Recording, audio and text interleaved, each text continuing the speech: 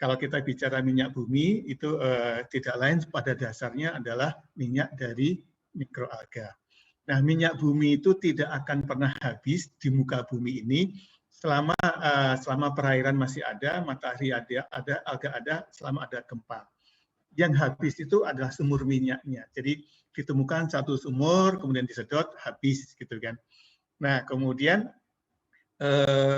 karena gempa itu berpindah-pindah, maka sumur minyak baru itu akan terbentuk. Jadi Tuhan itu kalau di satu sisi mendatangkan musibah dalam bentuk gempa, sisi lain itu akan menghasilkan minyak. Nah, kita lihat di sini kondisi sebaran minyak bumi itu kan yang ada di Indonesia. Nah, kita lihat ini kepulauan. Yang daerah yang putus-putus ini adalah lempeng tektonik. Lempeng tektonik itu adalah lempeng di mana terjadi pergerakan bumi. Nah, kemudian yang garis merah merah yang rata ini itu adalah sumber-sumber minyak bumi. Jadi makin banyak misalnya gempa gitu kan di daerah pergerakan lempeng tektonik gitu kan, maka akan banyak timbunan minyak itu kan, misalnya di Sumatera bagian barat itu dari ujung Aceh sampai Lampung kalau ada gempa, nanti di Sumatera bagian timur dari ujung timur itu sampai dari misalnya Lok Sumawe, kemudian Dumai, Pelaju dan lain itu ada sumber minyak. Nah, kemudian ke Kalimantan Timur akan minyak ada gempa itu kan, gempa dari arah Filipina dan lain itu akan ada timbunan minyak di situ. Kemudian di Blok Masela dan lain-lain. Nah, itu sebabnya kita bisa lihat bahwa minyak itu adalah kepentingan yang strategis. Itu Cina sekarang lagi ribut itu untuk menguasai daerah Kepulauan Spratly itu. Kenapa? Kayak minyak. Nah, Timur itu kan dipanas-panasi oleh Australia kan gitu. Kenapa? Dia bisa ini karena di sini ada minyak begitu. Nah, sekali lagi bahwa karena minyak itu sumbernya itu asalnya dari mikroalga gitu kan. Kalau kita ingin menghasilkan minyak, kita nggak usah menunggu gempa, kita tanam saja lah, ya itu mikroalganya. Nah, sekarang menjadi pertanyaan adalah apa itu mikroalga? Jadi mikroalga itu adalah alga renik, jadi alga, ada fitoplankton gitu. Ukurannya itu ada 1 sampai dengan 100 mikron, tidak bisa kelihatan oleh mata di situ. Nah, dia bisa tinggal di habitat air laut, air payau, dan air tawar. Nah, bentuk pertumbuhannya itu bisa mengambang atau menempel yang tersebar mulai dari kawasan ekuatorial di khatulistiwa sampai di kutub. Jadi kalau sehari-hari, misalnya kalau Anda lihat kolam, hari ini kolam warnanya jernih, bening, besok berubah menjadi hijau, nah di dalamnya alganya tumbuh, alga hijau. Kalau warnanya biru, ya alga biru. Kalau alganya merah, dia akan tumbuh menjadi warna merah. Makanya kalau ada telaga warna yang berubah-ubah warnanya, itu mencirikan di perairan tersebut itu ada karakter alga yang bermacam-macam. Nah, bentuk sel dari alga itu seragam atau disebut unisel.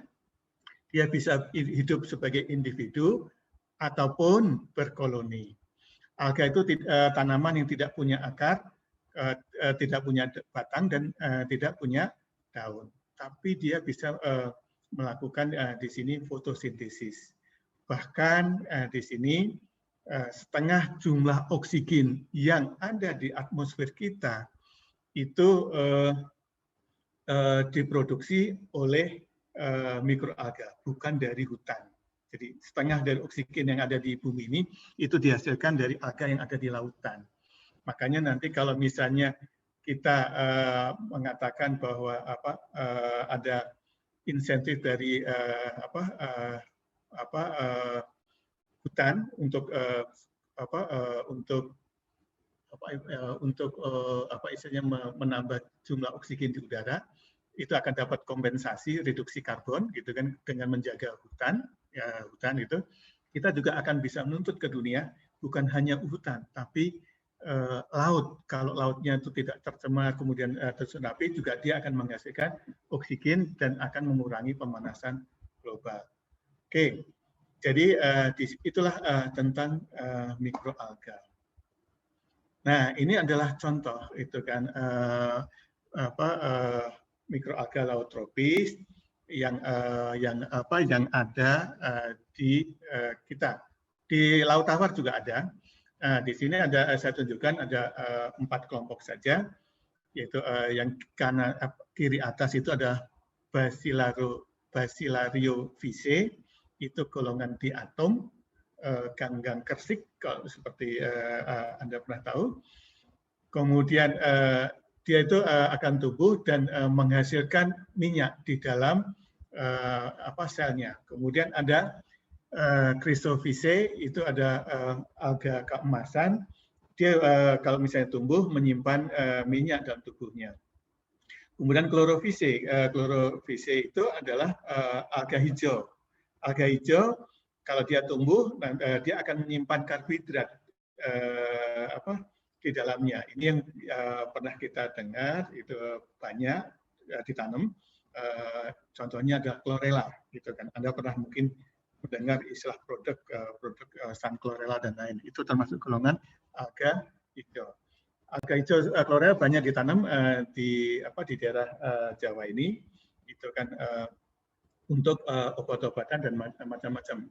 Contohnya dari golongan spirulina. Kemudian ada Cyanovice, itu adalah alga biru. Nah, alga biru itu akan menghasilkan protein.